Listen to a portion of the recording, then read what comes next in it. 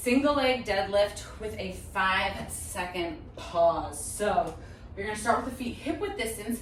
Whatever hand is holding the dumbbell, I'm gonna slide that foot back about 6 to 8 inches, enough so that I can come onto the foot, but not too far back that I'm putting out, like opening up to the hips or putting a ton of weight on that back.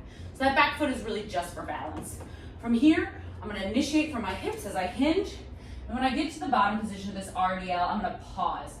I'm gonna hold here, firing up through my hamstring, firing up through my glute. My core is active, my back is nice and engaged.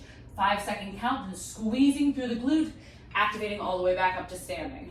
Return, inhale, nice and slow descent, keeping that nice parallel back, holding for 5 seconds, trying to keep the majority of the weight in that front foot, and then using that glute to squeeze us back up. So little to no weight in that back foot. There's always that opportunity to play around with floating, although with this one, I really want you to keep the emphasis on tension in that working glute. So floating can sometimes sort of get us all wibbly wobbly, and we miss the opportunity to really light up.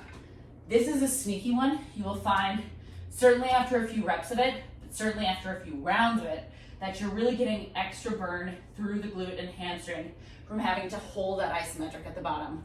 So yeah, it's pretty darn fun. As always, what you do on one side, switch it in reverse to make sure you hit the other. Just a couple things to think about. As always with any sort of deadlift, we want to make sure that we're initiating with the hips. We want to make sure that that heart is never dropping below the hips because we don't want this in the low back. We really want to keep this in that hamstring and bubble.